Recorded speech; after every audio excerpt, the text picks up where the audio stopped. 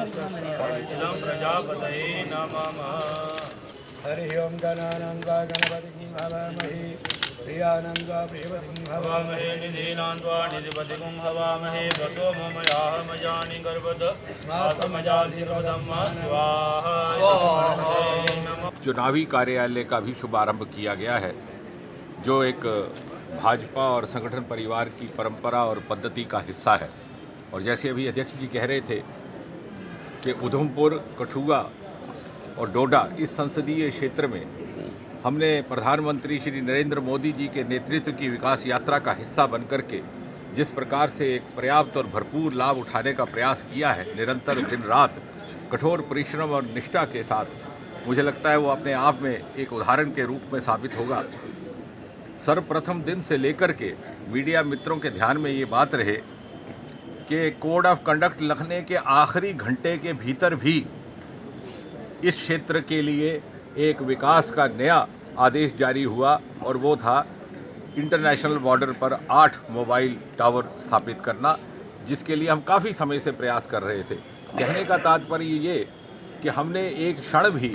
Bharatiya Janata party की कार्य संस्कृति और उसकी कार्यशैली को निभाते हुए ये प्रयास किया कि कठुआ से यदि आप प्रवेश द्वार जम्मू कश्मीर से प्रारंभ करें तो हर 2 किलोमीटर के बाद आपको विकास का एक स्मारक दिखाई देगा, मॉन्यूमेंट ऑफ डेवलपमेंट, जिसका निर्माण 5 वर्ष के भीतर हुआ। चाहे कीड़िया गंडियाल का पुल है, चाहे इंडस्ट्रियल बायोटेक पार्क है, चाहे सीड प्रोसेसिंग प्लांट है, चाहे हाईवे हाट है, चाहे इंजीनियरिंग कॉलेज है, चाहे चाहे मेडिकल कॉलेज है, चाहे उसके आगे आप चले जाइए तो चाहे वहाँ रेलवे स्टेशन के सुंदरीकरण का और उसका अपग्रेडिंग का कार्य है। उसके आगे जाए तो बॉर्डर एरियाज़ पर जहाँ पर के 600 सुलभ शौचालय निर्माणित हो चुके हैं,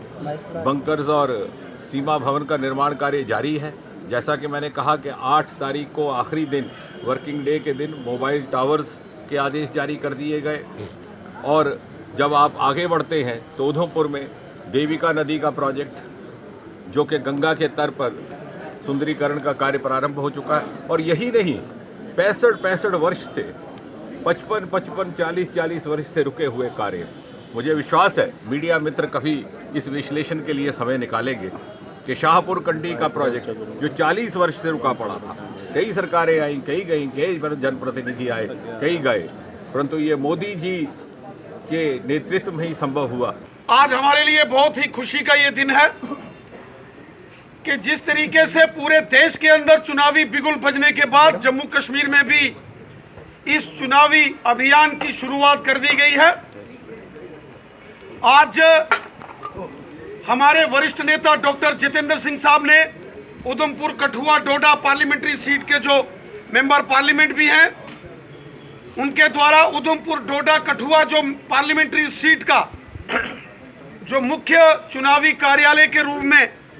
आज विधिवत तौर से इस आज कार्यालय का हमने उद्घाटन किया। आज से इस चुनावी प्रक्रिया का बिगुल हमने बजा दिया। हमने देखा पिछले 5 साल में जिस तरीके से केंद्र की मोदी सरकार ने काम किया, गांव हो, शहर हो, गरीब, मजदूर, किसान, हिंदू, मुस्लिम, सिख, हर वर्ग का, हर क्षेत्र का संपूर्ण विकास किया गया। सबका साथ, सबका विकास, इस मुद्दे को लेकर सबने काम किया। और जिस तरीके से हमारे चुने हुए मेंबर पार्लियामेंट ने दिल्ली के अंदर, पार्लियामेंट के अंदर अपनी बात रखी, जम्मू कश्मीर की बात रखी, हमें गर्व महसूस होता है। और जो जिस मकसद के लिए हमारे लोगों ने, जम्मू कश्मीर की जनता ने हमारे भारतीय जनता पार्टी के मेंबर पार्लियामेंट्स को